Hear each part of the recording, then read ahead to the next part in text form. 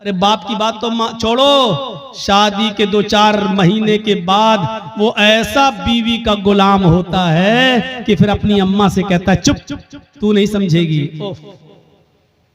कोई बात हो रही है, कहता है तू नहीं समझ, तू बीच में क्यों बोलती है, तू नहीं समझेगी। उसको कह रहा है कि तू नहीं समझेगी। उस मां से जो बचपन में तेरे रोने से समझ जाती थी कि तू दूध के लिए रो रहा है या तेरे कांधे में या पेट में दर्द है, जो बचपन में तेरी चीख और तेरे रोने की आवाज से पहचान लेती थी कि तुझे भूख लगी है या तेरे जिस्म के किस हिस्से में दर्द है, तो उस डॉक्टर से, अल्लाह की कसम मां से बड़ा कोई डॉक्टर दुनिया में पैदा नहीं हुआ। कितनी भी बड़ी वो MBBS और MS और MD की डिग्री ले ले, मां से बड़ा कोई डॉक्टर नहीं है। क्योंकि मां पहचानती है कि बेटा ये रो रहा है तो उसके रोने में भूख छिपी है या कहीं दर्द छिपा है। मेरे भाइयों, उस मां से कहते हो तुम, उस मां से कहते हो कि तू नहीं समझेगी, जो बचपन में तेरे रोने की आवाज से समझ जाया करती थी। जब तू बोलना नहीं जानता था तो जानती थी कि तू क्या चाहता है, तू तेरा इरादा क्या है, तेरे पेट में दर्द है या तेरे जिस्म में दर्द है या तेरे सिर में दर्द है, वो उस वक्त तुझे समझती थी। और आज तू इतना बड़ा हो गया है, आज इतना अक्लमंद हो गया है, आज तेरी पोजीशन इतनी ऊंची हो गई है कि तू अपनी मां से इतनी जुर्रत और इतनी हिम्मत कि अपनी मां से कहता है तू नहीं समझेगी। ओफो। हजरत इब्राहिम अलैहिस्सलाम ने दूसरी शादी कर ली, फिर 1-2 साल के बाद फिर अचानक घर में आए इब्राहिम। इस्माइल फिर शिकार खेलने के लिए गए थे, दरवाजे को दस्तक दी, वो दूसरी बीवी निकली, दरवाजा खोला, कहिए चाचा कैसे आना हुआ। कहा मुझे तुम्हारे हस्बैंड से मिलना है। कि वो तो नहीं है, जंगल में गए शिकार करने के लिए। अच्छा, तुम कैसे रह रही हो? अल्हम्दुलिल्लाह, गुजर बसर कैसी चल रही है? अल्लाह का शुक्र है, अल्लाह ने जिस हाल में भी रखा है हर हाल में अल्लाह की तारीफ है। फरमाया मेरी बेटी, जब तुम्हारे शौहर घर पे आ जाएं तो उनसे कहना कि एक बूढ़ा आदमी आया था, उन्होंने सलाम कहा है और चलते चलते उसने ये नसीहत की है कि अपने घर की चौखट को बरकरार रखना, इसको बदलने की जरूरत नहीं है। घर की चौखट ठीक है, ये औरत भी कहती है बुढ़ा सटिया गया, बदलने की तो कोई बात ही नहीं हो रही। इस्माइल अलैहिस्सलाम जब घर पे आए तो बीवी ने पूरी बात बताई। इस्माइल अलैहिस्सलाम खुश होकर कहने लगे मेरी बीवी वो मेरे बाप थे और घर की चौखट तुम हो। उन्होंने कहा बरकरार रखना, इसका मतलब ये कि अपनी बीवी को अच्छी तरीके से रखना, ये अल्लाह की बड़ी नेक और फरमाबरदार बंदी है। बाप की तमन्ना ये होती थी कि हमें जो है मेरे बेटे को अच्छी बहू बीवी मिले, मुझे अच्छी बहू मिले। और जहां बेटों के हक हैं बाप के ऊपर, वहां हक एक ये भी है कि वो अच्छी और दीनदार लड़की से शादी कराए। आज किन से शादियां करा रहे हो अपनी बेटियों की? माँ बाप। पहली बात तो अब माँ बाप को बेचारों को तो अब देखने का मौका ही नहीं मिलता है। अब तो लड़के और लड़कियां खुद ही सेट कर लेते हैं। अब तो माँ बाप बेचारे उनकी बात मान लेते हैं, अगर नहीं मानेंगे तो ये लड़की मेरी बेटी मेरी नाक कटा के रख देगी और मुझे बदनाम कर देगी, इसलिए जहां चाह रही है वहां कर दो बस। अब तो ये है। तो मेरे भाइयों हम गौर करें, जहां थोड़ी बहुत इंसानियत बाकी है, थोड़ा बहुत दीन बाकी है, जहां की औलाद आज भी शादी के मामलात अपने माँ बाप के ऊपर छोड़ देते हैं, वो जरा गौर करें उनके माँ बाप की अपने बच्चों की शादियां किस जगह करा रहे हैं। हजरत उमर फारूक के पास एक शख्स आया, अपने बेटे की शिकायत करने लगा कि मेरी औलाद ऐसी, मेरा बेटा ऐसा, मेरा कहना नहीं मानता। हजरत उमर फारूक ने उसके बेटे को बुलाया और बाप के सामने इतना डांटा कि तुम्हें शर्म नहीं आती? अपने बाप को सताते हो, अपने बाप की नाफरमानी करते हो, अपने बाप को रुलाते हो, तुम्हें शर्म आनी चाहिए। बहुत कोई डांटने के बाद बेटे ने कहा कि अमीरुल मोमिनीन हो गई बात? कहा मैंने तुम्हें समझा दिया है कि आपने बेटे का हक तो बता दिया, बेटों के ये बाप के साथ ये करें ठीक है, लेकिन बाप के ऊपर भी बेटे का कुछ हक है कि नहीं? हजरत उमर ने कहा हाँ है। जब वो पैदा हो तो उसको अच्छी तरबियत दे, 7वें दिन उसका अकीका करे और अच्छा नाम रखे, और जब बेटा बड़ा हो जाए तो उसकी दीनदार अच्छे घराने में, नेक घराने में उसकी शादी करा दे। ये है बाप का हक औलाद पर। तो उस बच्चे ने कहा, लड़के ने, अमीरुल मोमिनीन मेरे बाप से पूछो इसने इन तीनों कामों में से कौन सा काम मेरे साथ किया है? जब मैं पैदा हुआ 7वें दिन का था तो मेरा अकीका नहीं किया, नाम मेरा रखा, तो जानते हो इसने नाम मेरा क्या रखा? अरबी में ऐसा लफ्ज बताया जिसका उर्दू में तर्जमा होता खटमल। इसने मेरा नाम रखा खटमल। और तीसरा, जब मैं बड़ा हुआ तो शादी करा दी एक मजूसी लड़की के साथ, एक अनपढ़ जाहिल गवार जो जानती नहीं है कि शौहर का हक क्या है, इसने एक नाफरमान औरत के साथ मेरी शादी करा दी। तीनों काम इसने नहीं किए। फिर हजरत उमर फारूक ने बाप को डांटा, कहा बेटे की शिकायत करते हो, अपनी गलती नहीं बताते हो कि तुम्हारी गलती क्या है? तुमने जब अपनी औलाद का हक अदा नहीं किया तो अब भुगतो, देखो, और अब ये सारे जुल्म और ज़्यादती ये सहो, अब तो तुम्हें सहना पड़ेगा। मेरे भाइयों, एक सहाबी रसूल हैं, अपनी माँ को खाने काबा का तवाफ करा रहे हैं, उनकी माँ पैरों से लंगड़ी है। अल्लामा हेसमी ने अपनी किताब मजमऊज़ ज़वाइद के अंदर इस वाक़े को नकल किया है, जरा गौर से सुनिएगा। उनकी माँ आंखों से अंधी है, पैरों से लंगड़ी है, बूढ़ी है। कहने लगी बेटा मुझे खाने काबा का तवाफ करा दे, मेरे बेटे मुझे उम्रा करा दे, मेरे बेटे मैं तवाफ करना चाहती हूँ। उसके बेटे ने अपनी माँ को पकड़ा और खाने काबा तक ले गया, सवारी का इंतजाम किया और ले गया। और खाने काबा पहुंचने के बाद वो चूंकि पैरों से लंगड़ी थी, आंखों से अंधी थी, इसलिए वो चल नहीं सकती थी, इसलिए बेटे ने उसको अपनी पीठ के ऊपर लाद लिया। इस जमाने में व्हील चेयर चलती हैं, उस जमाने में व्हील चेयर भी नहीं थी। उसने अपने कांधे पर, अपनी पीठ पर अपनी माँ को लाद लिया। उसने एक चक्कर पूरा किया, 2 चक्कर पूरे किए, 3 चक्कर पूरे किए, 4 चक्कर, 5 चक्कर, और 5वें चक्कर को पूरा करने के बाद जब छठा चक्कर लगाने लगा तो उसकी मुठभेड़ हो गई, वो टकरा गया हजरत उमर फारूक रज़ियल्लाहु ताला अन्हु से, अपनी पीठ पर अपनी माँ को लादे हुए, और अपनी माँ अपने हजरत उमर से टकरा गया। हजरत उमर ने कहा ठीक ठीक ठीक, चलिए सलाम हुआ, सलाम वालेकुम, वालेकुम अस्सलाम। जब उसने 6 चक्कर 7 चक्कर पूरे कर लिए तो हजरत उमर के फारूक के पास आया। हजरत उमर ने कहा माशाअल्लाह, अपनी माँ की बड़ी खिदमत कर रहे हो तुम, इस बूढ़ी माँ को तुमने तवाफ कराया अपनी पीठ पर लाद कर। ये हंसते हुए कहने लगा अमीरुल मोमिनीन, मेरी माँ आंखों से अंधी है, इसलिए बर्तन में खुद धुल देता हूँ। मेरी बीवी नहीं है, मेरी माँ इसी कपड़ों में लैट्रिन और पेशाब कर लेती है, इसलिए कि वो लंगड़ी है, वो चल नहीं पाती है, और जब मैं घर पे नहीं होता हूँ तो इसी में वो गंदगी कर लेती है। अमीरुल मोमिनीन, मैं अपनी माँ का पेशाब और पैखाना भी साफ करता हूँ, अपने माँ के कपड़े भी धुलता हूँ, और आज मेरी माँ ने कहा कि मुझे तवाफ करा दे तो मैं उसको यहाँ तक ले आया, और मैंने अपनी पीठ पर लाद कर अपनी माँ को तवाफ भी करा दिया। ऐ अमीरुल मोमिनीन, क्या मैंने अब भी अपनी माँ का हक अदा नहीं किया? क्या मेरी जिम्मेदारी पूरी हो गई? क्या मैंने अपनी माँ का हक अदा किया या नहीं? हजरत उमर फारूक की आंखों में आंसू आ गए और रोते हुए कहने लगे चलो यार, जाओ अपने घर और अल्लाह की इबादत में अपनी जिंदगी गुजारो। उसने पीछा करते हुए कहा अमीरुल मोमिनीन, मैंने मसला पूछा है, आपको जवाब देना होगा। फरमाया क्या पूछते हो? कहा ये बताओ, मैं पेशाब साफ करूं, पैखाना साफ करूं, अपने माँ के कपड़े धुलूं, अपने हाथ से खाना बनाऊं, अपने हाथ से माँ को खाना खिलाऊं, अपनी पीठ पर लाद कर मैं खाने काबा का तवाफ कराऊं, परिक्रमा कराऊं, क्या इसके बाद भी मैंने अपनी माँ का हक अदा किया या नहीं किया? हजरत उमर कहते हैं सुन, जब तुझे तेरी माँ जन रही थी, जब तुझे तेरी माँ पैदा कर रही थी, जब अपने पेट से तुझे बाहर कर रही थी, उसको जो दर्द हो रहा था, जो लीवर पेन हो रहा था, उसको जो दर्द हो रहा था तुझे जनते वक्त, तुझे पैदा करते वक्त, और उस दर्द में जो उसने पहली आह निकाली, जो उसने दर्द में पहली आवाज निकाली, आह, उसने अपनी जबान से जो पहला जुमला अदा किया, आह, जो उसने आह की आवाज निकाली, आए मेरे दोस्त, अभी तो तूने अपनी माँ की पहली आह का भी हक अदा नहीं किया, तू उसकी पूरे जीवन का और पूरी लाइफ का और पूरी जिंदगी का हक अदा क्या करेगा?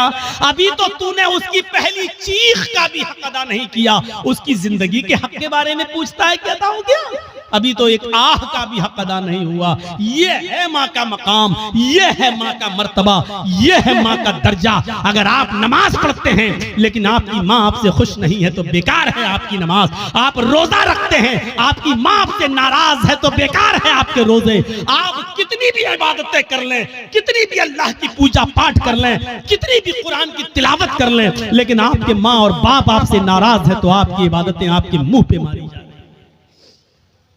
इबादत भी शर्त के साथ होती है। डॉक्टर दवा देता है तो परहेज भी बताता है। अल्लाह ने कहा है नमाज पढ़ो तो ये भी कहा है कि इसके साथ साथ ये भी करो। मेरे भाइयों, रमजान का महीना आ रहा है, रोजा रखने से पहले सोच लेना कि तुम्हारे माँ बाप तो तुमसे नाराज नहीं है। नमाजें पढ़ते हो तो सोच लेना, सर्दियों में दिसंबर और जनवरी की सख्त सर्दी में उठकर ठंडे पानी से वुजू बनाकर तहज्जुद पढ़ते हो और माँ बाप नाराज है तो सोच लेना कि तुम्हारी ये रात की इबादत अल्लाह कबूल करेगा या नहीं करेगा।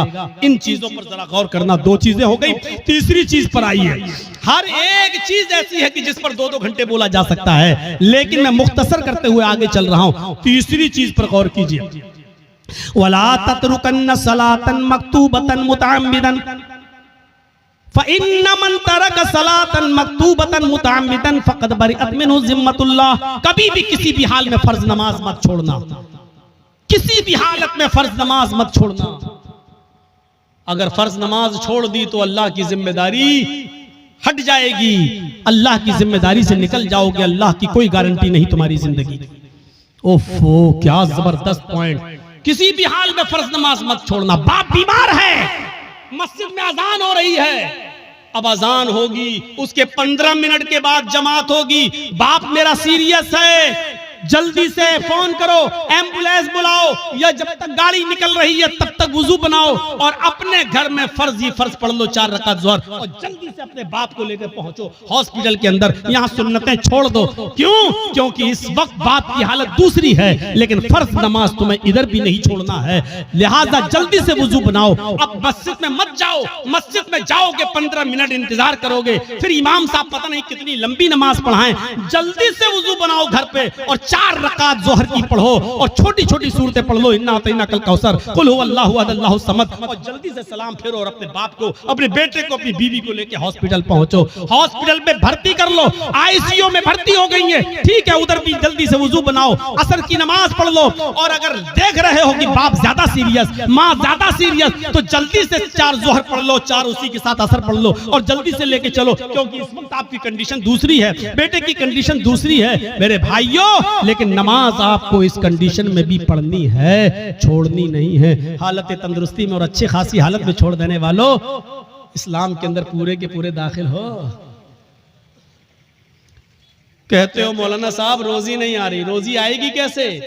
रोजी की दुआ तो अल्लाह ने नमाज में बताई है। जब एक सजदा करके उठते हो और दूसरे सजदे में जाते हो तो सजदे, दोनों सजदों के दरमियान बैठकर जो दुआ पढ़ते हो मेरे भाइयों, सबसे अफजल और सबसे अच्छी दुआ तो मुस्लिम शरीफ की हदीस की ये है, रब्बिग़फिरली, रब्बिग़फिरली, अल्लाह मेरी मग़फ़िरत फरमा, अल्लाह मेरी मग़फ़िरत फरमा। लेकिन मेरे भाइयों, अबू दाऊद और सुनन नसई की दीगर दूसरी रिवायतों में ये दुआ भी आई है कि बैन सजदतैन, सजदों के दरमियान जो दुआ पढ़ी जाती है वो है अल्लाहुम्मा ग़फ़िरली वरहमनी वहदिनी वआफ़िनी वरज़ुक़नी। देखिए सजदे में जो दुआ पढ़ी जा रही है उसमें आप रिज़्क़ भी मांग रहे हैं। अल्लाहुम्मा ग़फ़िरली वरहमनी वहदिनी वआफ़िनी वरज़ुक़नी, अल्लाह मुझे रिज़्क़ हलाल दे। आपने ज़ोहर की 10 रकातें पढ़ी, 10 बार आपने कहा वरज़ुक़नी। आपने फजर की 4 रकातें पढ़ी, 2 सुन्नत 2 फर्ज, आपने 4 मरतबा कहा वरज़ुक़नी, अल्लाह मुझे रिज़्क़ हलाल दे। आपने असर की, अगर मस्जिद में पहले पहुंच गए तो 4 सुन्नत और 4 असर फर्ज पढ़ ली तो 8 रकातें पढ़ी, 8 मरतबा आपने कहा वरज़ुक़नी। मगरिब में 5 मरतबा आपने कहा वरज़ुक़नी। इशाम में कम से कम 7 रकातें हैं, 4 फर्ज 2 सुन्नत और 1 वित्र, आपने 7 मरतबा कहा वरज़ुक़नी। गौर करो, जो इतनी बार अल्लाह से रिज़्क़ मांगेगा, रोजी मांगेगा, अल्लाह उसको मायूस करेगा? अल्लाह उसको निराश करेगा? अल्लाह उसको नाउम्मीद लौटाएगा? नहीं। तो आपको रिज़्क़ हलाल मांगने की दुआ अल्लाह ने बताई है और वो है नमाज। नमाज ही नहीं पढ़ोगे, अल्लाह से मांगोगे ही नहीं, तो अल्लाह क्यों देने लगा तुम्हें? और देगा भी तो ऐसे ही देगा। 5,000 कमाया, घर पे आए, बेटा बीमार, डॉक्टर ने कह दिया आईसीयू में रखा जाएगा, खर्च करो 50,000। कमाया 10,000, घुस गया 50,000। क्यों? अल्लाह ने कहा वमन आरज़ान ज़िक्री फ़इन्न लहू मईशतन ज़नका, तुम मेरे जिक्र से एराज करोगे हम तुम्हारी रोजी को तंग कर देंगे। जिक्र से एराज करना, आज एक दिल चाहता कि तुमको एक कीमती बात बता दूं, सुनिए। एराज करना किसे कहते हैं? यहां पर बहुत से लोग ऐसे होंगे जो नमाज छोड़ते हैं, नमाज नहीं पढ़ते हैं, या जुमे पढ़ते हैं, 8 दिन मस्जिद में नहीं आते हैं, 7 दिन गायब। उनके बारे में तो मैं कुछ कह ही नहीं सकता, वो जाने, उनका रब जाने, उनको क्या अजाब होगा क्या नहीं, वो अल्लाह जाने, उनका रब जाने और आप जाने। मैं उनकी बात कर रहा हूं यहां पर जो नमाज तो पढ़ते हैं लेकिन टाइम पे टाइम, नमाज तो पढ़ते हैं लेकिन टाल मटोल कर। अजान हो रही है, 5 कस्टमर रह गए हैं, इनको निपटा दूं तब जाऊंगा, जल्दी जल्दी आपने उनको सौदा दी दुकान से, जब तक बंद करके जा रहे हैं पता चला जमात हो चुकी है। हम डॉक्टर हैं, हमारे पास मरीज आया हुआ है बुखार का और जुकाम की दवा लेने के लिए, और अजान की आवाज आ गई, हमने सोचा 2 मरीजों को दवा दे दूं उसके बाद जा रहा हूं। जब तक 2 मरीजों को हम दवा दे रहे हैं और जब तक हम मस्जिद में नमाज पढ़ने जा रहे हैं जमात हो गई। ये है नमाज से एराज। पढ़ तो रहे हैं आप लेकिन जमात को आपने तर्क कर दिया और जमात छोड़ दी, यह है नमाज से एराज। अल्लाह ने कहा वमन आरज़ान ज़िक्री, जो मेरे जिक्र से जो नमाज से एराज करेगा, रूगर्दानी करेगा, हम उसकी रोजी को फ़इन्न लहू मईशतन ज़नका, उसकी रोजी तंग कर दी जाएगी। बंद नहीं कहा अल्लाह ने, ये नहीं कहा रोजी बंद कर देंगे, तंग कर देंगे। तंग का मतलब या तो बहुत मुश्किल से उसको रोजी रोटी मिलेगी या बहुत आसानी से मिलेगी लेकिन रुकेगी नहीं उसके पास। आज कितने लोग हैं ऐसे, मौलाना साहब बहुत कमाता हूं लेकिन बरकत नहीं हो रही है, मौलाना साहब 1 लाख रुपया महीना कमाता हूं लेकिन रुकता नहीं है, कभी इसको कैंसर, कभी उसको टीबी, कभी इसको बीमारी, बीमारियों ने घेर लिया, लगता है कोई जादू टोना कर रहा है। अरे अल्लाह के बंदे, एराज तो समझ ले, एराज किसको कहते हैं? वमन आरज़ान ज़िक्री, जो मेरे जिक्र से नमाज से एराज करेगा। बच्चा रो रहा है, माँ टीवी पे सीरियल देख रही, रिमोट उसके हाथ में, सास भी कभी बहू थी, बीवी माँ उस बच्चे की माँ देख रही, सास भी कभी बहू थी, नाटक, चिप्स खाती जा रही, चाय पीती जा रही है और नाटक देखती जा रही है, ड्रामा। इधर बच्चा रो रहा है, माँ जानती है कि बच्चा दूध की वजह से रो रहा है, लेकिन सोच रही है नहीं 10 मिनट का ड्रामा रह गया, 10 मिनट और देख लूं। बच्चा रो रहा है लेकिन सीरियल देखने में लगी हुई है। क्या कहा जाएगा? माँ ने बच्चे से एराज किया। जब सीरियल खत्म हो गया, माँ ने बच्चे को उठाया और दूध पिलाया। देखिए दूध पिला रही है लेकिन फिर भी उसने अपने बच्चे से एराज किया, रूगर्दानी की अपने बच्चे के साथ। इसको कहा जाता है एराज करना। आदमी नमाज तो पढ़ रहा है लेकिन मरीजों को पूरा देखने के बाद आ रहा, जमात खत्म हो गई।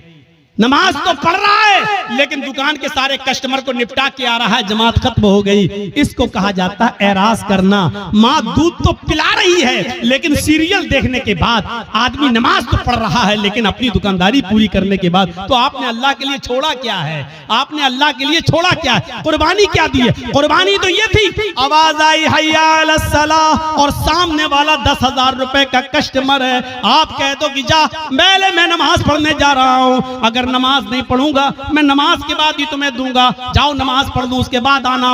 हय्या अलस सलाह की आवाज सुनते ही मस्जिद की तरफ चले जाओ। वो कहने लगा कि मैं 10,000 रुपए का सामान लेने आया। आपने कहा 10,000 रुपए की परवाह नहीं है, रज़्ज़ाक़ वो है, रोजी रोटी देने वाला वो है, रोजी रोटी देने वाली तेरी जात नहीं अल्लाह की जात है। आपने 10,000 के कस्टमर को ठुकरा दिया और आप मस्जिद में नमाज पढ़ने चले गए। ये है नमाज। ला तत्रुकन्न सलातन मक्तूबतन मुताम्मिदन, कभी भी किसी भी हाल में कसदन और जानबूझकर तुम फर्ज नमाज को तर्क मत करना। जो फर्ज नमाज को जानबूझकर तर्क कर देता है, फर्ज नमाज को जानबूझकर छोड़ देता है, अल्लाह की जिम्मेदारी उसकी ऊपर से उड़ जाती है। अपने आप पर गौर करो कि कितने % मुसलमान हो, इस्लाम में दाखिल हो या नहीं, ऐसा करते हो या नहीं।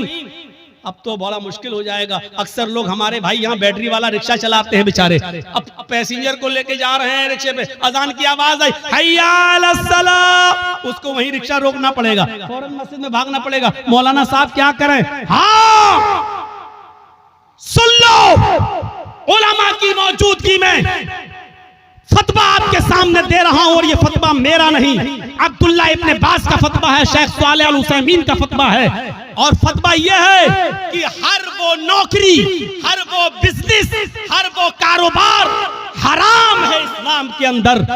जिस कारोबार की वजह से और जिस बिजनेस की वजह से आपकी नमाज छूट रही हो, इस्लाम में उस कारोबार को हुर्मत हराम करार दिया गया है। ऐसे कारोबार को इस्लाम ने हराम करार दिया है जिस कारोबार की वजह से आपकी नमाज तर्क हो रही है। नमाज ही नहीं तो फिर मुसलमान किस बात का, नमाज ही नहीं तो फिर इस्लाम का मानने वाला किस बात का। तो मेरे प्यारे साथियों, हम बहुत बेबाक हैं अपने अंदाज में। मैंने कह दिया, हर वो बिजनेस, हर वो कारोबार, हर वो नौकरी, चाहे वो बैंक की नौकरी हो, चाहे वो सरकारी जॉब हो या प्राइवेट जॉब हो। मौलाना साहब मेरा मालिक बहुत बदमाश है, हमें नमाज पढ़ने की इजाजत नहीं देता है। छोड़ दो, रज़्ज़ाक़ अल्लाह ताला है, वो प्राइवेट कंपनी का मालिक रोजी देने वाला नहीं है। अल्लाह एक दरवाजा बंद करता है तो 100 दरवाजे खोलता है। मेरे भाइयों, इस अकीदे के साथ नमाज पढ़िए और इस तौहीद के साथ नमाज पढ़िए। और चौथी चीज और बताऊंगा मेरे भाइयों, 10 चीजों पे हम नहीं चल पाएंगे। चौथी और आखिरी चीज मैं इसलिए बताऊंगा क्योंकि आज हमारी नौजवान नस्ल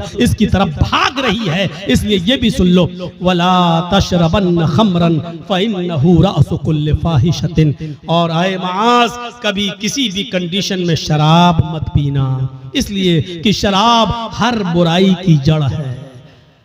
शराब मत पीना वैसी हराम हो गई, लेकिन शराब का नुकसान क्या बताया? फ़इन्नहु रासु कुल्लि फ़ाहिशतिन, हर बीमारी, हर बुराई की जड़ है। यानी आप शराब पिएंगे तो कोई भी गुनाह कर सकते हैं। शराब पी के आदमी घर में आया, माँ ने डांटते हुए कहा, अच्छा तू शराब पी के आया कमीने, बेगैरत, शराब पी के आया, हट, तेरी माँ का, तेरी अपनी माँ को ही माँ बहन की गाली दे रहा है, अपनी बहन को ही गाली दे रहा है, अपनी बेटी को गाली दे रहा है। इससे बड़ा कमीना और इससे बड़ा रजील इंसान कौन हो सकता है जो शराब के नशे में आकर अपनी माँ को गाली दे, अपने ही बाप को गाली दे, अपनी बहन को और अपनी बेटी को गाली दे, अपने भाई को गाली दे। इससे बड़ा कमीना इंसान और कौन हो सकता है?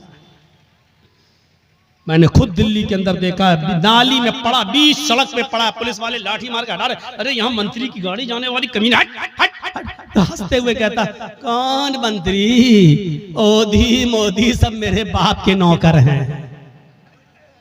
शराब के नशे में पुलिस वाले कहे, कमीने ये तो हमारी ड्यूटी नौकरी हटवाएगा, हट हट, उसको डंडे मार रहे। तो कौन गुजर रहा? का मंत्री आ रहे हैं, हट यहाँ से। तो कौन मंत्री, मोदी मोदी सब मेरे बाप के नौकर।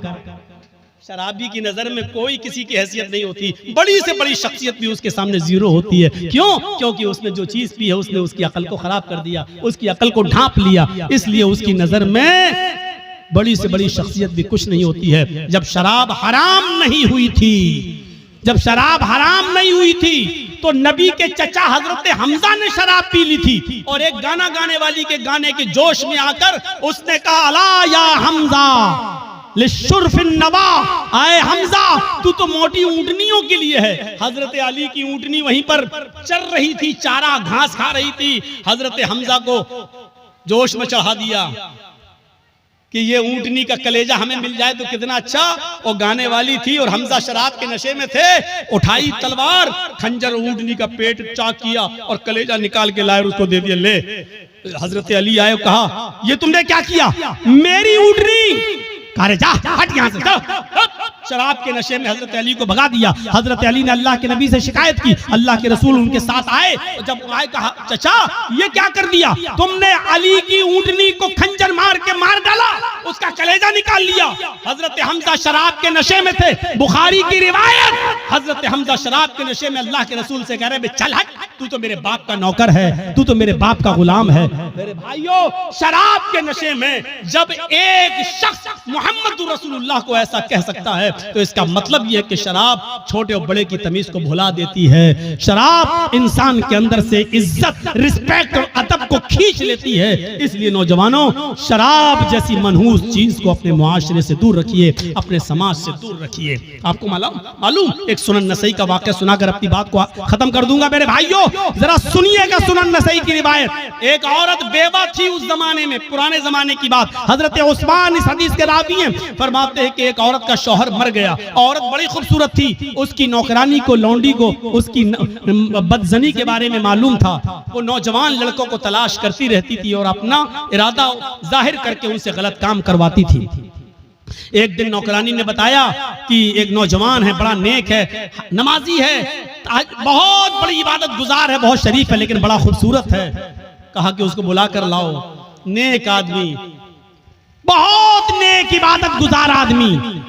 इसकी नौकरानी ने कहा कि मेरी मालिकन तुमको बुला रही हैं, तुमसे कुछ कपड़ा खरीदना चाहती है, क्योंकि वो कपड़ा बेचा करते थे, अपने सर पर गठरी लाद कर कपड़ा बेचते थे। तो उन्होंने सोचा चलो कपड़ा खरीदेगी, हम दे देंगे। वो उसके साथ चले गए। नौकरानी उनको लेकर दरवाजा खोलती है, अंदर जाती है, दरवाजा बंद हो जाता है, दूसरे दरवाजे के अंदर ले जाती है। जैसे ही अंदर घुसते हैं दरवाजा बंद हो जाता है। ये हजरत कह रहे हैं साहब कहाँ लेके जा रही हो? कहा कि बस एक दरवाजा और है। वो और अंदर ले गई, दरवाजा बंद, सामने वही बेवा औरत बैठी हुई है जिसका शौहर मर चुका है। उसने अपनी नौकरानी को इशारा करके कहा कि तुम जाओ, और उनसे कहने लगी कपड़ा दिखाओ। और जैसे ही कपड़ा दिखाया, कहा ये कपड़ा, ये कपड़ा। वो करीब आती गई और आते आते कहने लगी उदनु मिन्नी, मेरे करीब आइए और मेरे साथ हम बिस्तरी कीजिए, मेरे साथ गलत काम कीजिए। इन्होंने कहा रे हटो, तौबा, अस्तगफिरुल्लाह, ये भागने लगे। उन्होंने कहा भागने का कोई रास्ता नहीं, चारों तरफ से दरवाजे बंद हो चुके हैं। कहा कि तुम डरो, अल्लाह के अजाब से डराया, लेकिन उस औरत के ऊपर कोई फर्क नहीं पड़ा। उसने कहा कि तुम मेरे साथ ये काम कर रहे हो या नहीं कर रहे हो? कहा कि नहीं करूंगा। कहा इधर अंदर आओ। उस एक और दरवाजे के अंदर ले गई। क्या देखती है कि एक लकड़ी की टेबल रखी हुई है। उस लकड़ी की टेबल पर एक खूबसूरत छोटा बच्चा, जिसकी उम्र 5-6 साल रही होगी, खूबसूरत बच्चा बैठा हुआ है। और उसी टेबल पर एक शराब की बोतल रखी हुई है। वहीं पर जाकर ये औरत बैठ गई। इसने कहा कि देखो तुम बड़े नेक हो, शरीफ इंसान हो, मेरे चीखने की देर है, मेरे चिल्लाने की देर है, चारों तरफ से तुम घेर लिए जाओगे और मैं सिर्फ इतना बोलूंगी कि इस आदमी ने मेरी इज्जत को छलनी छलनी कर दिया। बस तुम्हारा हाल क्या होगा? तुम्हारी शराफत नीलाम हो जाएगी और लोग कहेंगे अच्छा दिन में इबादत और हाल ये है, अल्लाह की इबादत भी करते हो और औरतों के साथ ये गलत काम भी। तुम्हारी इज्जत का जनाजा निकल जाएगा, अर्थी निकल जाएगी। चलो 3 ऑप्शन देती हूं मैं तुम्हें, इन तीनों में से कोई एक काम तुम्हें करना पड़ेगा, इसके बगैर मैं नहीं छोड़ूंगी। सुनन नसई की रिवायत। अल्लाह हजरत उस्मान फरमाते हैं कि अल्लाह के नबी ने फरमाया कि उस औरत ने 3 ऑप्शन दिए। पहला ऑप्शन, आए हजरत जी मेरे साथ जिना करो, आओ मैं तैयार हूं तुम्हारे साथ गलत काम करने के लिए। कहा नहीं। दूसरा ऑप्शन बताओ। का दूसरा ऑप्शन ये है कि इस बच्चे को कत्ल करो, ये छुरी रखी हुई है, इसको मारो। कहा नहीं, ये भी नहीं कर सकता। तो कहा फिर शराब पियो, ये पूरी बोतल जो रखी हुई है इसको पी लो और जाओ, मैं तुम्हें जाने दूंगी। 3 काम में से कोई एक काम तुम्हें करना है। इन्होंने नजरें आसमान पे डाली। का अल्लाह, जिना करना भी हराम, कत्ल करना उससे बड़ा गुनाह, सबसे बड़ा गुनाह कत्ल। इस बच्चे ने मेरा क्या बिगाड़ा जो इसको मैं मारूं? कत्ल नहीं कर सकता। उससे छोटा गुनाह यह है कि औरत मुझे बुरे काम के लिए उकसा रही है कि बुरा काम कर लो, मैं ये भी नहीं कर सकता। अरे अल्लाह, मैं कत्ल भी नहीं कर सकता, ये भी नहीं कर सकता कि इसके साथ मुंह काला करूं। इन दोनों से शराब पीना तो छोटा गुनाह है, चलो यही पी लेता हूं क्योंकि बचने का कोई रास्ता नहीं है और जान बचाना भी जरूरी है, तो चलो हराम चीज पी लेता हूं। ये जिना तो नहीं है, ये कम से कम कत्ल तो नहीं है, किसी को बेकसूर तो नहीं मार रहा हूं और इसकी इज्जत से खिलवाड़ तो नहीं कर रहा हूं। अय अल्लाह, मेरे जुर्म को माफ कर देना। उसने ये कहकर शराब की बोतल उठाई और पूरी की पूरी बोतल वो शराब की पी जाता है। उस औरत ने कहा रुको, अभी चले जाना। थोड़ी देर रोका, शराब ने अपना रंग दिखाना शुरू कर दिया और जब शराब पीने के बाद इसकी अक्ल खत्म हो गई और चली गई और ये नशे में धुत हो गया तो इसके हाथ में छुरी दी। कहा इस बच्चे को कत्ल करो। उसने शराब के नशे में आकर उस बच्चे को कत्ल भी कर डाला। उस बच्चे को मार भी डाला। फिर उस औरत ने हाथ पकड़ के उसको अपने ऊपर सवार किया, अपने कपड़े भी उतारे और उसके भी कपड़े उतारे, और शराब के नशे में इस आदमी ने उस औरत के साथ जिना भी कर लिया। उसके साथ जो काम नहीं करना था वो कर लिया। मेरे भाइयों, फिर वहां से ये बचा और आया, मायूस रहा पूरी जिंदगी। मैं कहना ये चाह रहा था आपसे कि मेरे भाइयों कि कहां तो एक गुनाह करवाया जा रहा था, लेकिन शराब के बाद वो तीनों गुनाह कर बैठा। यानी शराब पीने के बाद वो कत्ल भी कर बैठा, और शराब पीने के बाद वो जिना भी कर बैठा। शराब तो पी थी, यानी शराब ने उससे सारे गुनाह करवा दिए। अल्लाह के नबी ने फरमाया फ़इन्नहु रासु कुल्लि फ़ाहिशतिन, शराब ही हर बुराई की जड़ है। याद आता है रह रह करके उसने, अच्छा ये वही आदमी है जिसने रह रहे हमारे साथ, अच्छा हमको ये बोला था, हमको ये बोला था। इसलिए जबान का लफ्ज पहले इस्तेमाल किया, मिन लिसानिही व यदिही, वो मुसलमान ही नहीं जिसकी जबान से और जिसके हाथ से दूसरे को तकलीफ पहुंचती हो। कुरान कहता है या अय्युहल्लज़ीना आमनु दुखुलू फिस्सिल्मि काफ़ा, ऐ ईमानो वालो तुम इस्लाम के अंदर पूरे के पूरे दाखिल हो जाओ। आज मैं आपको यही बताना चाहता हूं आज की तकरीर के अंदर, आज के खिताब के अंदर, कि इस्लाम के अंदर कंप्लीट दाखिल होना क्या है। आप मस्जिद में गए हो, नमाज अदा कर ली, हो गए मुसलमान। आपके ऊपर, आपके पास 5 लाख रुपया है और उस 5 लाख रुपए पर 1 साल गुजर चुकी है। आप हिसाब जोड़िए और हिसाब ऐसे जोड़िए कि जो सबसे कमतर निसाब का दर्जा है वो आपके पास पूरा हो रहा है कि नहीं हो रहा है। और सबसे कमतर निसाब का दर्जा यह है कि 52.5 तोला चांदी कितने रुपए में आ रही है। और अगर 500 रुपए तोले के हिसाब से अगर हम चांदी को जोड़ लेते हैं तो आप जोड़ लीजिए कि 52.5 तोले चांदी कितने रुपए में आ रही है। अगर इतना पैसा आपके पास है और उसको 1 साल गुजर चुकी है तो आप मेरे भाइयों ज़कात आप देंगे और आपसे 40वां हिस्सा उसका लिया जाएगा।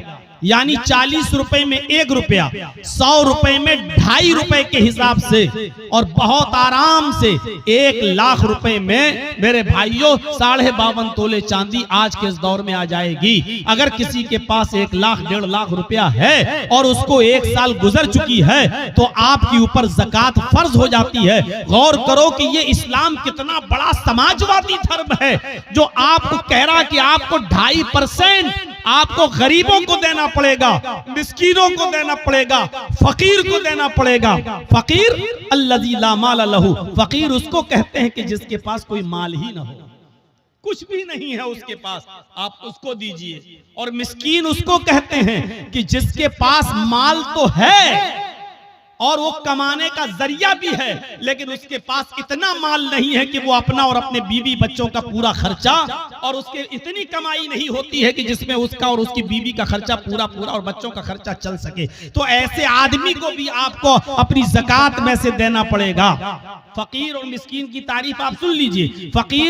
फकीर की तारीफ क्या है? अल्लज़ी ला माल लहू, जिसके पास माल ही ना हो, आप ज़कात उसको देंगे। और ज़कात उसको देंगे जो मिस्कीन हो। मिस्कीन उसको कहते हैं कि जिसके पास माल तो है, कमाने का जरिया भी है, उसके पास रिक्शा वगैरह भी है, कोई कमाने का जरिया भी है, लेकिन इतना नहीं है, इतनी कमाई और इतनी इनकम उससे नहीं होती है कि वो अपना और अपने बीवी बच्चों का पेट पाल सके और उनकी पढ़ाई लिखाई का इंतजाम कर सके। तो ये आदमी भी आपकी ज़कात का मुस्तहिक है और आप इसको ज़कात देंगे। और जब तक ज़कात नहीं देंगे आपकी नमाज आपके मुंह पे मार दी जाएगी, क्योंकि आप अल्लाह का हक तो अदा कर रहे हैं लेकिन बंदों का हक अदा नहीं कर रहे हैं। आप नमाज पढ़कर अल्लाह का हक अदा कर रहे हैं, लेकिन उसने तुम्हें जो माल दिया है उस माल में से आप गरीब को नहीं दे रहे।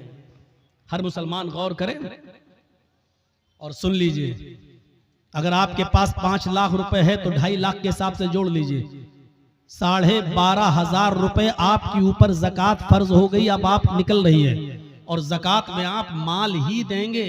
ये उलमा बैठे हैं, इनसे पूछ लीजिए ज़कात में आप माल देंगे। आप ऐसा नहीं कर सकते हैं कि ज़कात का 10,000 रुपए का गल्ला लेकर आप गरीबों को बांट दें, 10,000 रुपए का गेहूं और चावल और कपड़ा लेके आप गरीबों को बांट दें, यह आपकी ज़कात अदा नहीं होगी। ज़कात में आप माल ही देंगे, क्योंकि अब आप उसको मालिक बनाएंगे अपने माल का, और फिर वो अपनी जरूरत के मुताबिक खर्च करेगा।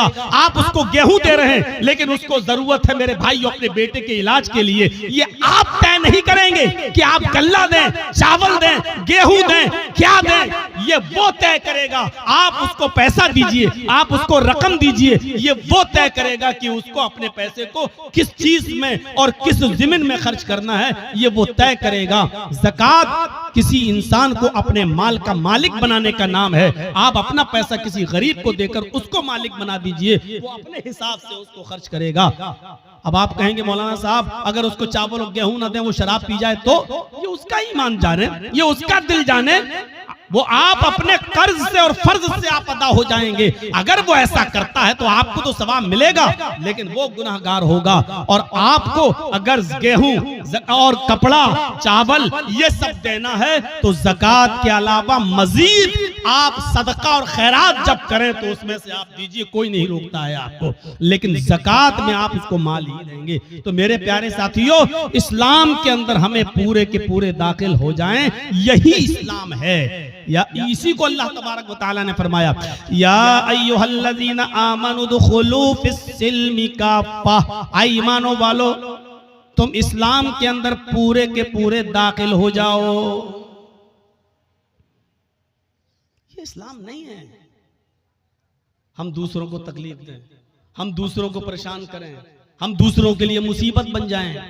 जानते हो तज़किरतुल हुफ़ाज़ में अल्लामा शमशुद्दीन ज़हबी रहमतुल्लाह अलैह ने एक वाक़या नकल किया है। जरा उस वाक़े की तरफ हम आपकी रहनुमाई करते हैं तो आपको पता चलेगा कि वाक़या क्या। दो सहाबा की दुकानें एक साथ थी, दो सहाबियों की दुकानें एक ही साथ थी। होता है इधर भी चाय की दुकान, इधर भी चाय की दुकान, होता है इधर भी मोबाइल की दुकान, आपके पड़ोस में भी मोबाइल की दुकान, कंपटीशन चल रहा है। मेरे भाइयों, दो सहाबी की दुकान और दोनों कपड़े की दुकान। और आओ मैं आपको बताऊं कि सच्चा मुसलमान कौन है। मुसलमान अपने आप को कह देना एक अलग बात है, लेकिन अपने आप को सच्चा मुसलमान बनाना ये बहुत बड़ी बात है। और आज हम आपको सच्चे आप मुसलमान तो हैं, लेकिन गौर करें कि सच्चे मुसलमान हैं या नहीं। आप मुसलमान के दावेदार तो हैं, लेकिन ये गौर करो कि हम सच्चे मुसलमान हैं या नहीं। दो सहाबी की दुकान और दोनों कपड़े की दुकान। एक कस्टमर आया और एक सहाबी की दुकान पर पहुंच जाता है और उनसे कपड़ा खरीदता है, कपड़ा बेच दिया जाता है। उस जमाने में मोल भाव नहीं होता था, इतने का उतना दे दिया, क्योंकि इतना मांगा ही नहीं जाता था कि आदमी जरूरत से ज्यादा मांगे और फिर वो मोल भाव हो। और आज भी ये इंडियन पाकिस्तानी लोग जो सऊदी अरब में अंदर जो आज पहुंच गए, इन लोगों ने माहौल खराब करके रख दिया है वहां पर। वरना सऊदी अरब के अंदर भी मोल भाव नहीं हुआ करता था, जितना मांगा उतना दे दिया गया, क्योंकि वो ना ज्यादा डिमांड करते थे और ना ज्यादा पैसे। ये यहाँ के और पाकिस्तानी, बांग्लादेशी और इन लोगों ने जाकर वहां पर अपना इंडिया और पाकिस्तान वाला एशिया का फार्मूला इस्तेमाल किया कि ज्यादा मांगो, कम होते होते फिर हम इतने पे आ जाएंगे। तो ये अब चलने लगा है, पहले नहीं चलता था। मेरे प्यारे साथियों, उन दो सहाबियों की दुकान करीब करीब में थी। एक कस्टमर आया और उसने कपड़ा खरीदा और कपड़ा लेकर चला गया। थोड़ी देर के बाद दूसरा कस्टमर आया, वो भी इसी दुकान पर आया, उसने भी एक कपड़ा खरीदा और चला गया। थोड़ी देर के बाद एक तीसरा शख्स आया, वो भी इसी दुकान पर आया और उसने भी कपड़ा खरीदा और चला गया। थोड़ी देर के बाद चौथा कस्टमर इसी दुकान पर आता है, लेकिन दुकान वाला भी ये सोच रहा है, या अल्लाह मेरे पास तो 3 कस्टमर आ चुके हैं, मेरी इनकम तो इतनी हो चुकी है कि आज जो कमाई मुझे हासिल हुई, जो प्रॉफिट हुई, जो मुनाफा हुआ, जो लाभ हुआ, आज मेरे घर का चूल्हा जल जाएगा और मेरे बीवी बच्चे आज पेट भर कर खाना खा लेंगे। लेकिन मेरे पड़ोस में जो कपड़े की दुकान खोले हुए मेरा भाई, एक मुस्लिम भाई, मेरे ही बिरादरी का एक भाई जो दुकान खोले हुए, उसके पास एक भी कपड़ा नहीं बिका है, उसकी भी बीवी है, उसके भी बच्चे हैं। अगर आज उसका कपड़ा नहीं बिका तो उसके घर में चूल्हा कैसे जलेगा, उसके घर में खाना कैसे बनेगा? वो भी कसीरुल अयाल है, उसके भी बच्चे हैं, ज्यादा बेटे बेटियां हैं, उसके घर में भी चूल्हा जलना चाहिए। तो इस सहाबी ने चौथे कस्टमर से कहा, जो कपड़ा तुम खरीदना चाहते हो वो कपड़ा मेरे पास खत्म हो गया है, उससे भी अच्छी क्वालिटी का कपड़ा मेरे फला भाई की दुकान पर है, तुम पड़ोस में जाकर खरीद लो। इस आदमी को उसने उस दुकान की तरफ रेफर कर दिया और उस आदमी ने कपड़ा बेच दिया। थोड़ी देर के बाद एक और कस्टमर आया, इस सहाबी ने उस कस्टमर को भी उसकी दुकान पर भेज दिया और फिर नमाज पढ़ने के लिए चला गया। असर की नमाज का वक्त था, जब वो असर की नमाज पढ़ रहा था तो कह रहा था, इलाहुल आलमीन, झूठ बोलना तेरे नबी के कानून के खिलाफ है, तेरे नबी के फरमान के खिलाफ है। आय अल्लाह, मैंने झूठ बोला है, मुझे माफ कर देना। आए मेरे परवरदिगार, मेरे पास वो कपड़ा मौजूद था, लेकिन मेरे भाई की हमदर्दी ने मुझे अंदर से झिझोड़ दिया है, इसलिए मैंने ये कह दिया है कस्टमर से कि वो कपड़ा मेरे पास नहीं, मेरे भाई के पास है। आय अल्लाह, मेरे इस झूठ को तू झूठ में मत लिखना, क्योंकि तू अच्छी तरीके से जानता है कि मेरी नीयत झूठ बोलने की नहीं थी, बल्कि अपने भाई की हमदर्दी करने की थी, और मैं इसमें कामयाब हुआ। आय अल्लाह, अगर तुझे मेरी ये नेकी पसंद हुई हो तो तू इस नेकी को कबूल फरमा ले। आज के इस कंपटीशन के दौर में अपने गरीबानों के बटन खोलकर झांको और बताओ, ऐसा दुकानदार आज के जमाने में कौन है, और कौन यहां से खड़ा होकर कह सकता है कि हम पक्के और सच्चे मुसलमान हैं? कोई एक उठकर बताए और ये कहे कि हम पक्के मुसलमान हैं और हम अपना कस्टमर दूसरे की दुकान पर भेज देते हैं, हम दूसरे के हमदर्द नहीं। दूसरे की दुकान पे आने वाला कस्टमर भी आप दूर से पुकार कर अपने पास बुला लेते हैं। अगर 2 रिक्शे वाले हैं तो 2 रिक्शे वाला, एक ने 20 मांगा, दूसरा कहता आओ हमसे 15 दे देना, हमारे रिक्शे पर बैठ जाओ, वो और कम कर लेता है। आज के इस कंपटीशन के दौर में हर मुसलमान अपने गरीबानों में झांक कर देखे और बताए कि कौन पक्का मुसलमान।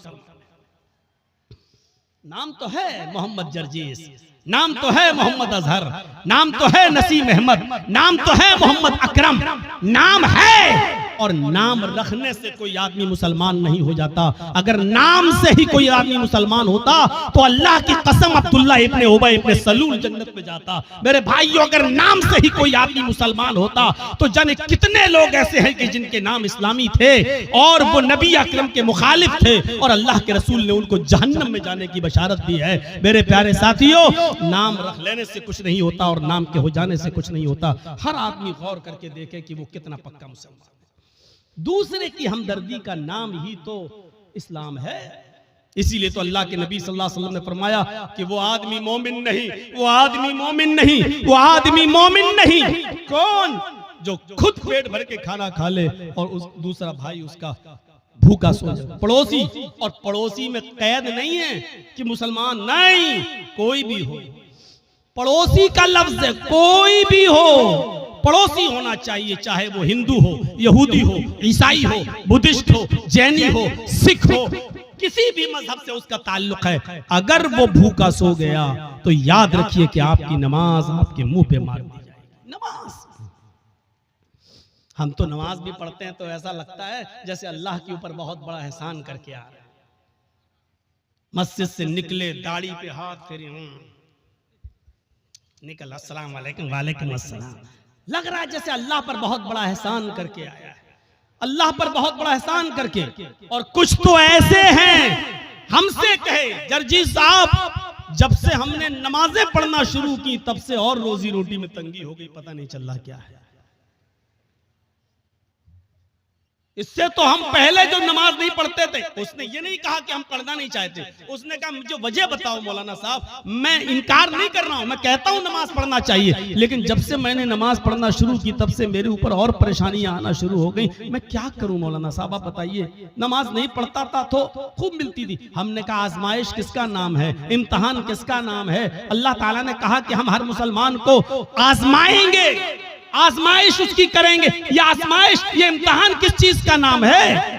और सोच कितनी बदल गई, सोच कितनी बदल गई। आज हम नमाज पढ़ रहे हैं और अगर रोजी रोटी में कमी हो जाए तो हम क्या कहते हैं, रोजी रोटी में कमी आ जाए तो हम क्या कहते हैं, यार जब से नमाज पढ़ रहा हूं हमारी रोजी रोटी तंग हो गई है, हमें बरकत नहीं हो रही है। और अल्लाह के नबी के जमाने में एक सहाबी इस्लाम लाए, एक शख्स इस्लाम लाया, सहाबी बन गया, और जब सहाबी बना तो नमाज शुरू कर दी, और जब नमाज शुरू की तो वो बकरियों का एक रेवड़ उनके पास हो गया, उसके बाद ऊंटों का रेवड़ हो गया, उसके बाद उनके पास लंबी चौड़ी रकम तैयार हो गई, बहुत अमीर आदमी हो गए।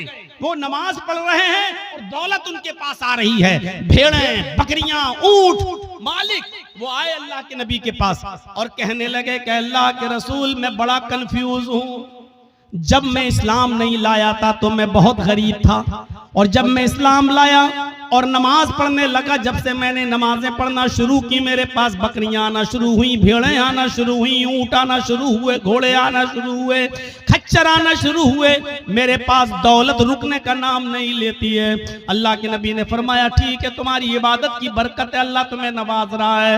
उसने कहा नहीं, आए अल्लाह के नबी मैं ये सोच रहा हूं, अल्लाह के रसूल मैं ये सोच रहा हूं, कहीं अल्लाह मेरी इबादतों का सिला, अल्लाह मेरी नमाज का सिला, अल्लाह मेरी नमाज का बदला और नमाज का इनाम इसी दुनिया में तो मुझे नहीं दे रहा है, और आखिरत में कहीं हमें महरूम तो नहीं कर देगा।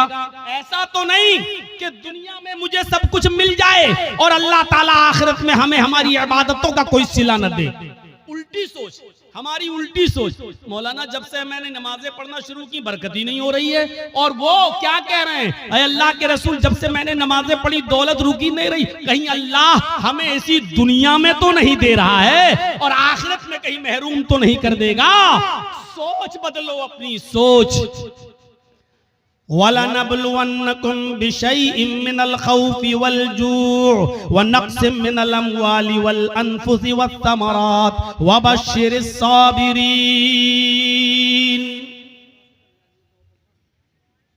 अल्लाह कहता हम तुम्हें आजमाएंगे। मुसलमानों सुनो, अल्लाह कहता हम तुम्हें आजमाएंगे। वलनब्लुवन्नकुम बिशैइन मिनल खौफ, हम तुम्हें आजमाएंगे खौफ डालकर, ऐसे हालात पैदा कर देंगे कि तुम डरोगे। जैसे आज पूरे हिंदुस्तान के ही नहीं पूरी दुनिया के हालात पर आप नजर डालिए आप, और किसी एक जगह पर भी आप देख लीजिए कि मुसलमान जहां रहता है उस मुसलमान को कहीं अमन, कहीं शांति, कहीं सुकून उसको नजर आ रहा है? मुझे बताइए। ईरान के हालात देखिए, मुसलमान कहीं सुकून के साथ है। सीरिया के हालात देखिए, मुसलमान कहीं सुकून के साथ है। लेबनान के हालात देखिए, कहीं मुसलमान सुकून के साथ है। इराक के हालात देखिए, मुसलमान कहीं सुकून के साथ है। फिलिस्तीन के हालात देखिए, मुसलमान कहीं सुकून के साथ है। उर्दून के हालात देखिए, मुसलमान कहीं सुकून के साथ है। मुझे दुनिया का कोई ऐसा चप्पा बताइए जहां मुसलमान रहता है और वहां सुकून के साथ हो। आप अपना पड़ोसी मुल्क देख लीजिए, मस्जिदों में बमबारी हो रही है, एक दूसरे को मार रहा और कत्ल कर रहा है।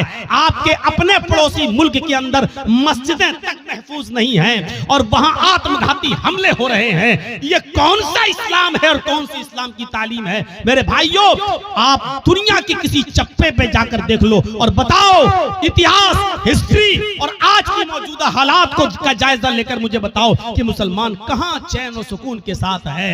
जोरे बात अलैहिमुज़िल्लतु वल मस्कना, इतना जलील, इतना रुस्वा, इतना इंसल्टेड, इतना जलील और रुस्वा दुनिया के किसी दौर में नहीं हुआ था जितना आज के दौर में मुसलमान है। क्यों? उसकी वजह यह है कि आज उसके अंदर से ईमान निकल चुका है। वला तहिनु वला तहज़नु व अंतुमुल अलौना इन कुंतुम मोमिनीन। अल्लाह ने तो हुकूमत और सल्तनत देने का वादा, इज्जत और सरदारी देने का वादा उस शर्त पे किया था कि अगर तुम्हारे अंदर ईमान होगा तो हम तुम्हें इज्जत देंगे, हम तुम्हें बुलंदी देंगे, हम तुम्हें बाइज्जत बनाएंगे। मेरे प्यारे साथियों, आज हम जितना जलील हैं उसकी वजह यह है कि आज हमारे अंदर उतना ही कम ईमान कमजोर है।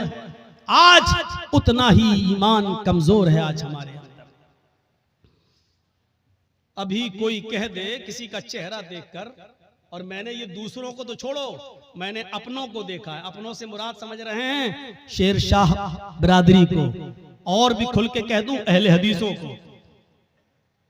बस ऐसे ही, अरे बाप तुम्हारा चेहरे पे देखो बहुत मायूस परेशान नजर आते हो। देखिए धूल में लाठी मार रहे हैं, हकीकत में हमें कुछ नहीं मालूम।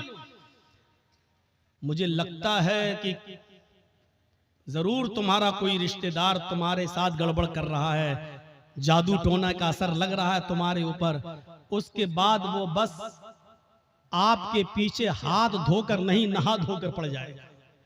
है मौलाना साहब आपको कैसे मालूम? बिल्कुल सही बात है मौलाना साहब, जितना पैसा आता है बचता ही नहीं है। हम कमाते बहुत हैं, एक दिन में 10,000 रुपए कमाते हैं, लेकिन घर आते आते हमारा कभी बेटा बीमार, कभी बीवी बीमार, कभी ये बीमार, कभी वो बीमार, एकदम चला जाता है। मौलाना बरकत नहीं हो रही है। आपने सही पहचाना है।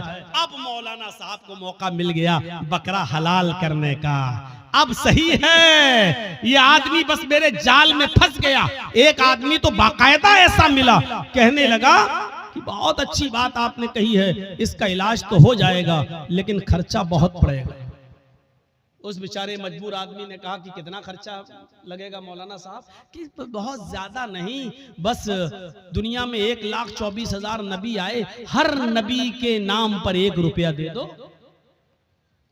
तुम्हारी मुसीबत हल हो जाएगी। अब सोचो कि हर नबी के नाम पर 1 रुपया देगा तो 1,24,000, यानी मौलवी साहब की डिमांड ये है कि 1,24,000 रुपए हमको दे दो, तुम्हारी मुसीबत दूर हो जाएगी। और इसको कम आंकने का अंदाज देखो, हर नबी के नाम पर 1 रुपया। अरे एक नबी के नाम पर 1 ही रुपया तो मांग रहे हैं। इससे पूछो कि ईमान तो तेरा मोहम्मदुर रसूलुल्लाह पर है, इकरार है कि अल्लाह ने और भी नबी भेजे हैं, ईमान तो मोहम्मद रसूलुल्लाह पर है। और इस बात पर भी ईमान है कि अगर वो सारे के सारे नबी के दौर में, किसी भी पैगंबर के दौर में अगर मोहम्मद रसूलुल्लाह आ जाते तो उस नबी को भी मोहम्मद पर ईमान लाना पड़ता, उस रसूल को भी मोहम्मद रसूलुल्लाह पर ईमान लाना पड़ता। जब उस रसूल की रिसालत मोहम्मद रसूलुल्लाह के आ जाने के बाद कल आदम है, मनसूख है, तो फिर उसके नाम पर तू पैसा कैसे मांग सकता है? उसके नाम पर तू रुपया कैसे मांग सकता है? उसके नाम पर तू पैसा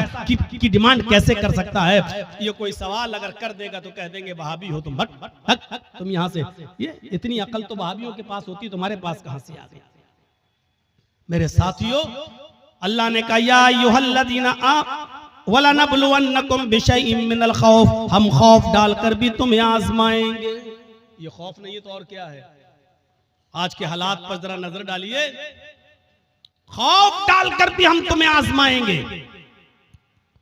वलजू, ऐसे हालात पैदा कर देंगे कि तुम भूखे रहने पर मजबूर हो जाओगे। कारोबार फेल, सुबह खा लिया तो शाम को भूखे, शाम को खा लिया तो सुबह भूखे, भूख से तुम तड़पने लगोगे, हम तुम्हें भूखा रखकर भी आजमाएंगे।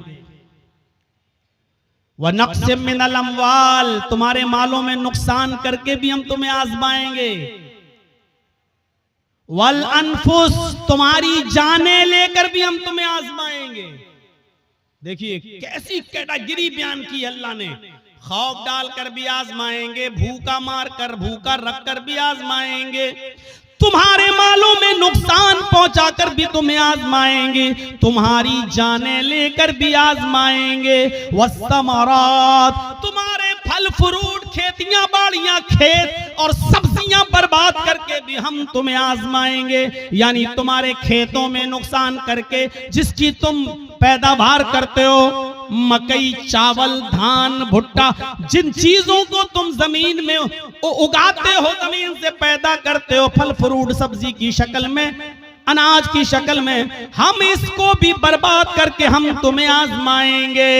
इन तमाम शक्लों में हम तुम्हारा एग्जाम लेंगे, हम तुम्हारा इम्तहान लेंगे। वबश्शिरिस साबिरीन, ऐ मोहम्मद सल्लल्लाहु अलैहि वसल्लम, मेरे जो बंदे इन तमाम चीजों में सब्र कर लें और अल्लाह के अलावा किसी और का दामन न थामें, अल्लाह के अलावा किसी और का दामन न पकड़ें। अल्लाह कहता है वबश्शिरिस साबिरीन, ऐसे लोगों को जन्नत की बशारत दे दो, ऐसे लोगों को जन्नत की खुशखबरी सुना दो।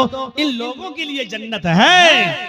हम मुसलमान बने फिर रहे हैं, खौफ बर्दाश्त नहीं कर सकते हैं, मालों में नुकसान हो जाए तो अल्लाह को दोष देने लगते, मैंने क्या बिगाड़ा है।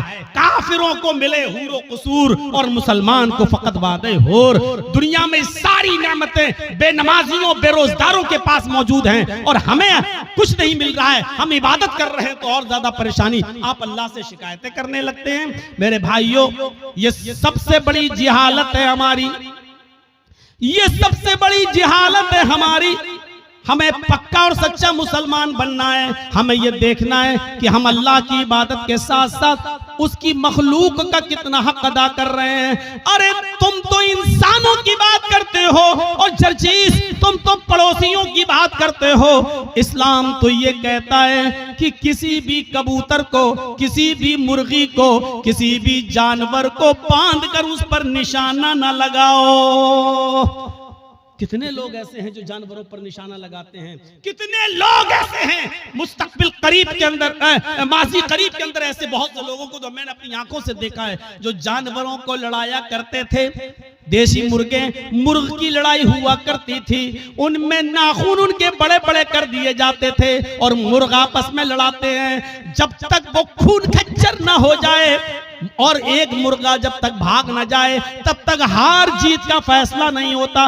पता नहीं अब ये होता है कि नहीं होता है। हमारे उत्तर प्रदेश में ये जहालत आज भी चलती है। मुझे नहीं मालूम कि आपके बिहार और बंगाल में क्या कंडीशन है। मेरे प्यारे साथियों, इस्लाम इस लड़ाई को, जानवरों की और परिंदों की इस लड़ाई को भी हराम करार देता है और मुर्ग को लड़ाकर जख्मी करने वालों को भी मुजरिम करार देता है। मेरे प्यारे साथियों, इस्लाम तो वो प्यारा मजहब है कि एक औरत ने एक बिल्ली को पकड़ लिया और बिल्ली को पकड़ने के बाद बांध दिया और 3 दिन उसको भूखा और प्यासा रखा, यहां तक कि वो मर गई। न छोड़ती थी कि वो शिकार करके अपना गिज़ा हासिल कर ले, अपना रिस्क हासिल कर ले, न खुद को खाना देती थी। बिल्ली भूखी प्यासी मर गई। वो नमाजी थी। सुनो, हाँ गौर करो हदीस के अल्फाज पर। वो नमाजी थी, वो रोजेदार थी, वो अल्लाह की इबादत भी किया करती थी,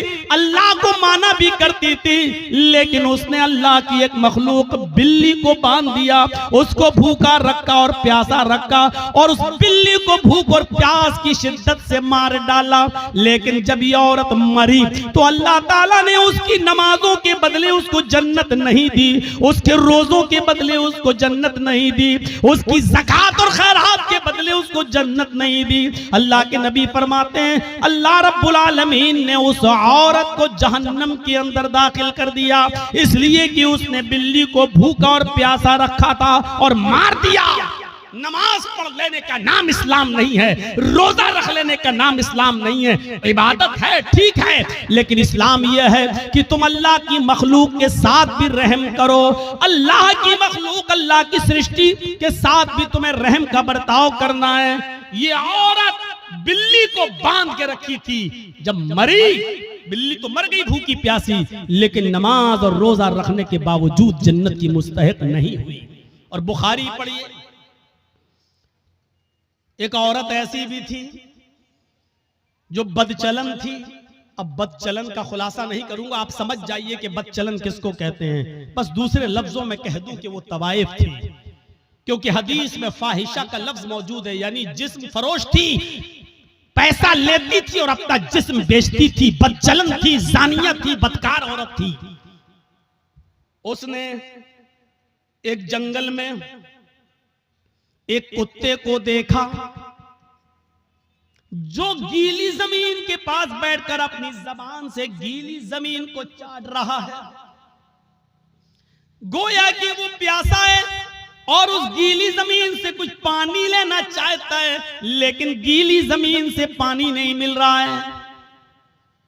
हदीस के अल्फाज हैं, उस औरत को उस कुत्ते पर रहम आ गया, उसने अपना मोजा उतारा। एक रिवायत में आता है उसने अपनी ओढ़नी, अपना दुपट्टा उतारा, उसने उस दुपट्टे को कुएं में डाला। एक हदीस में आता है कि उसने अपना मोजा, चमड़े का मोजा चलता था, वो चमड़े का मोजा उतारा अपनी ओढ़नी में बांधा और उस ओढ़नी को चमड़े के मोजे के साथ जब कुएं में डाला तो कुएं का पानी उस मोजे में, उस चमड़े के सॉक्स में आ गया। पूरा मोजा उसने पानी से भर लिया और वो कुत्ते के पास आई और उसने पानी उस कुत्ते के मुंह के पास उलट दिया। कुत्ते ने अपनी जबान से चाट चाट कर वो पानी पी लिया। उस वक्त तक वो उसको पानी पिलाती रही जब तक कि वो कुत्ता प्यास की शिद्दत से उसकी प्यास बुझ नहीं गई, वो सैराब न हो गया और अपने आप दुम हिलाकर जाने लगा। गौर करो आए मुसलमानों, ये औरत बदचलन थी, ये औरत जानिया थी, ये औरत जिस्म फरोश थी। इसने नमाजें न पढ़ी थी, रोजा नहीं रखा था, लेकिन एक कुत्ते को पानी पिलाया। वो रहमान और रहीम की रहमत ऐसी जोश में आई, उस रब्बुल आलमीन की रहमत ऐसी जोश में आई कि जब ये औरत मरी तो अल्लाह को उसकी ये नेकी पसंद आई और अल्लाह ने उस औरत को जन्नत के अंदर दाखिल कर दिया। इस्लाम ये बताता है कि अल्लाह अपना हक माफ कर सकता है, लेकिन मखलूक का हक मारोगे तो अल्लाह माफ नहीं करेगा। नमाजों में सुस्ती होगी, अल्लाह माफ कर सकता है, रोजे में सुस्ती होगी, अल्लाह माफ कर सकता है, लेकिन अगर आपने किसी का हक मारा है तो अल्लाह माफ नहीं करेगा जब तक कि आपका वो भाई आपको माफ न कर दे। कितने लोग बैठे हैं यहाँ पर, कितने यतीमों का हक मारे बैठे होंगे, कितना अपने भाइयों का हक मारे बैठे होंगे, और इन सब के हक नहीं भी मारे होंगे तो अपनी बेटियों को और अपनी बहनों का हक तो मारे ही होंगे। कितने लोग हैं जो ये कह के जाते हैं कि मेरे मरने के बाद मेरे बेटों के साथ साथ मेरी बेटी को भी हमारी विरासत में से कुरान और हदीस के मुताबिक हिस्सा दे देना। और कितने ऐसे लोग हैं कि बाप के मरने के बाद अपने बाप की विरासत में बेटों के साथ साथ वो अपनी बहनों को भी हक देते हैं। और कितने ऐसे भाई हैं वो मुझे बताएं खड़े होकर कि जिन्होंने अपनी प्रॉपर्टी में से अपनी बहनों को भी हिस्सा दिया हो। हाजी साहब हैं, नमाज पढ़ने जा रहे हैं, लंबी दाढ़ी है, तहज्जुद की नमाज पढ़ रहे हैं, मर गए लेकिन अपनी प्रॉपर्टी में से अपनी बहन को हक देकर नहीं गए। अरे बाप की प्रॉपर्टी में से भी हक है और भाई की प्रॉपर्टी में से भी बहन का हक है। बहन को अल्लाह ताला ने लड़की को हर तरीके से हक दिया है। बाप भी अपनी बेटी को देगा, भाई अपनी बहन को देगा, शौहर भी अपनी बीवी को देगा, और बेटा है तो वो भी अपनी माँ को, बेटे की प्रॉपर्टी में से माँ को भी हक मिलेगा। एक औरत चारों तरफ से हकदार है, समझ रहे? जैसे मेरी एक बहन है वो मेरे बाप की विरासत से भी हिस्सा पाएगी,